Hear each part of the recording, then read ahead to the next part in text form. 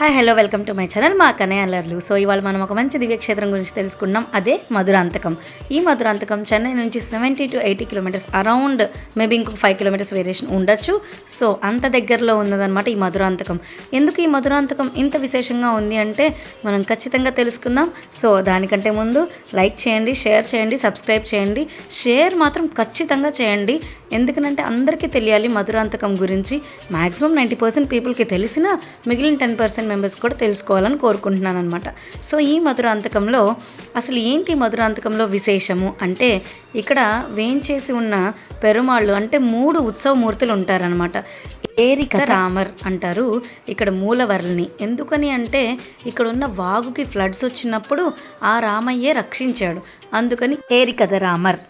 ఒక రామయ్య ఉత్సవర్లనేమో ఒకానొకసారి కృతయుగంలో బ్రహ్మపుత్రులు మోక్షం కోసం విష్ణుమూర్తిని అంటే శ్రీమన్నారాయణుని ప్రార్థించగా ఆ శ్రీమన్నారాయణుడు ఆయన రామయ్యగా ఉండే విగ్రహాన్ని వాళ్ళకి ఇచ్చి విభాండ మహర్షి దగ్గరికి వెళ్ళి అక్కడ తపస్సు చేయమని కోరగా ఇక్కడ ప్రతిష్ఠించి తపస్సు చేసి వాళ్ళు మోక్షాన్ని పొందినారు. ఈ ఉత్సవర్ని కరుణాకరమూర్తి అంటారు. ఇంకొక ఉత్సవర్లు ఏరికథ రామర్, ఆ ఉత్సవర్లు అనమాట. అలానే ఇంకొక ఉత్సవర్లు అసలైన శ్రీ వైష్ణవ సంప్రదాయంలో గొప్పవారైన రామానుజాచార్యులచే పూజింపబడిన ఉత్సవర్లు. ఇక్కడ అంటే పెరుమాళ్లతో కలిగిన విశేషము ఉన్నది, ఆచార్యులతో కలిగిన విశేషము ఉన్నది.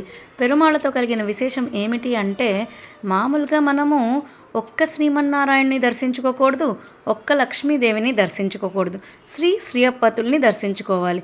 అలాంటిది ఇక్కడ శ్రీయప్పతులు ఇద్దరు చేయి పట్టుకొని ఉంటారు మూలవర్లు. ఎంత గొప్ప దృశ్యము అంటే మన కళ్ళు చాలవన్నమాట.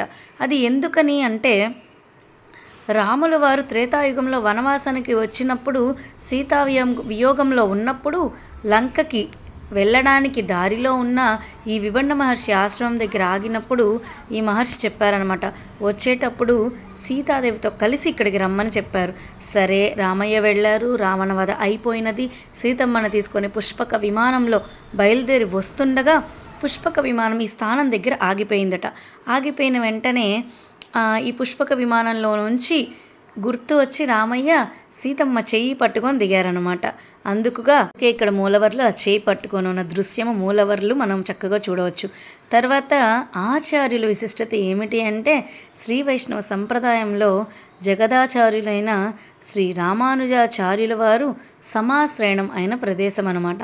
సమాశ్రయణము అంటే మనకక్కడ ఇమేజ్లో కనిపిస్తోంది చూడండి, శంకు చక్రాలని భుజాలకి ధరింపచేస్తారు, అదే సమాశ్రయణం. అది పెరియనంబి గారి ద్వారా రామానుజాచార్యులకి సమాశ్రయణం చేయబడిన ప్రదేశము. ఇందాక చెట్టు చూసాం కదా, ఆ చెట్టు కిందనే చక్కగా సమాశ్రయణం జరిగి రామానుజాచార్యులు అనే గొప్ప ఆచార్యులు మనకి అందారనమాట.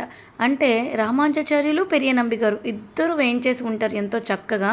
రామానుజాచార్యులు తెల్లని ధోతితో వేయించేసి ఉంటారు, ఎందుకనంటే ఇంకా అప్పటికి గృహస్థాశ్రమంలో ఉన్నారు, సన్యాసాశ్రమం స్వీకరించలేదు కాబట్టి. అలాగే దాసోహ ముద్రలో వేయించేసి ఉంటారు మన రామానుజాచార్యులు. సరే, ఇక్కడ ఆచార్యుల విశిష్టత, పెరుమాళ్ళ విశిష్టత, తాయార్లు చేయి పట్టుకున్న పెరుమాళ్ళ విశిష్టత, ఎంతో అద్భుతమైన క్షేత్రము ఈ మధురాంతకము. చూడండి, ఈ శంకు చక్రాలతోనే రామానుజాచార్యులకి పెరియనంబి గారు సమాశ్రయణం చేశారనమాట. ఇలాంటి గొప్ప క్షేత్రానికి మిస్ అవ్వకుండా తప్పకుండా అందరూ వెళ్ళాలని కోరుకుంటూ, జై శ్రీమన్నారాయణ. శ్రీమతే రామానుజాయ నమః.